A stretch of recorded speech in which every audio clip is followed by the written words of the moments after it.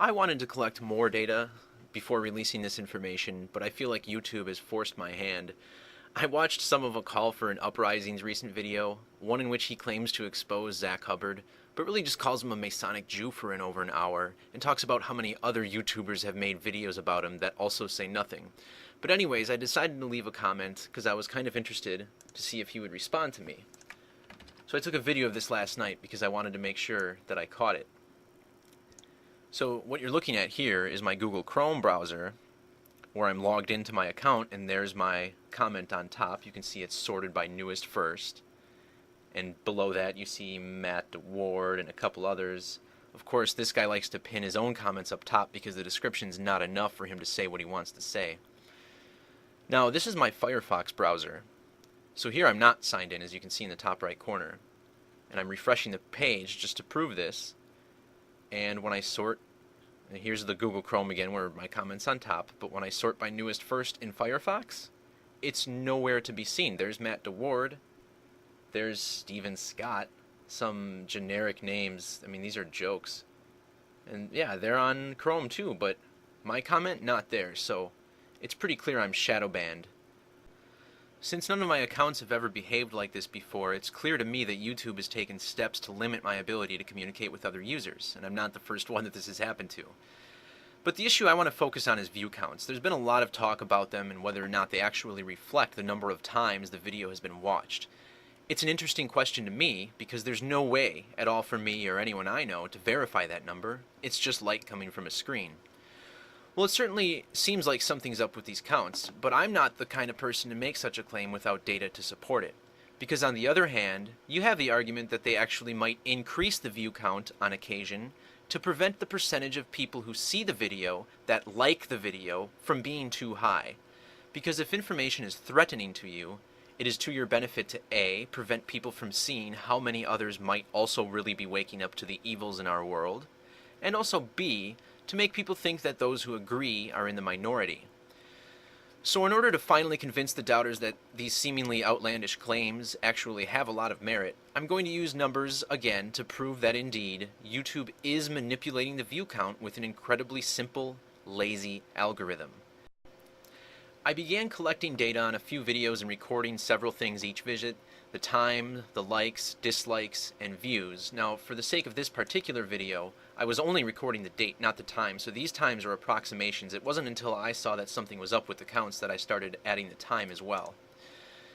But if it's true that view counts are being manipulated, then the view count would be the result of some sort of formula instead.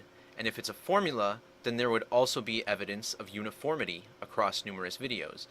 So in December, after Zach uploaded my video exposing the Chiefs-Raiders game scripting, I visited the page about a dozen times that day, and a dozen times over the next few to see if I could find anything suspicious.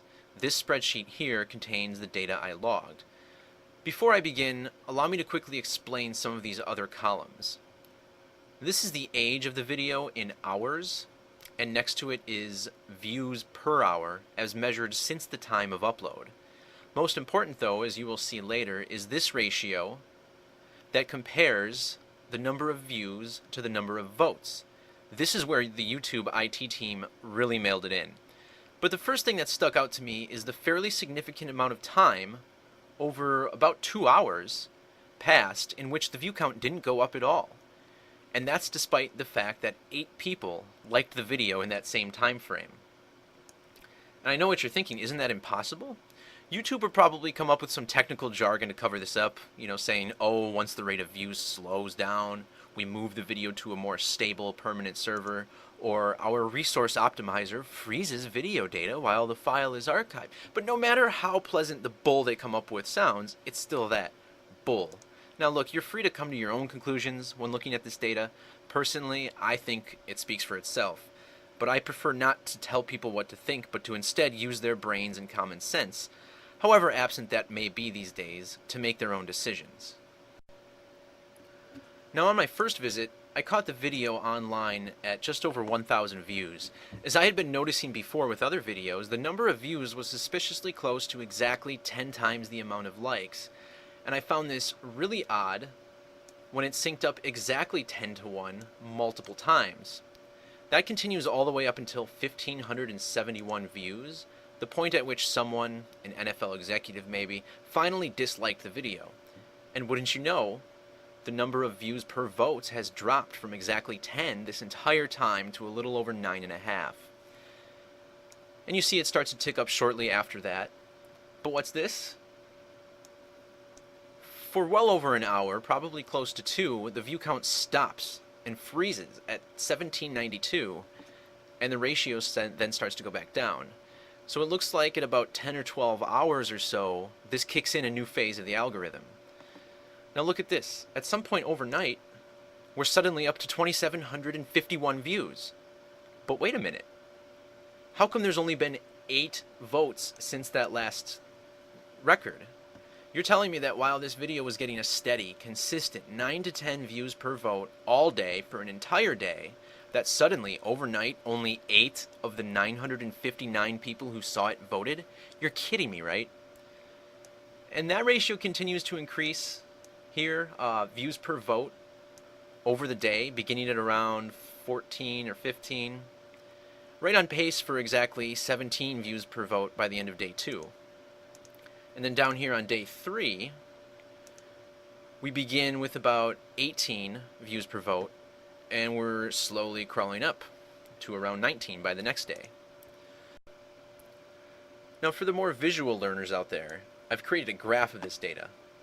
This orange line, the one on bottom here, is the number of views. And this line up top is the number of votes, scaled to size to match the views. In the real world, these two lines should look pretty similar.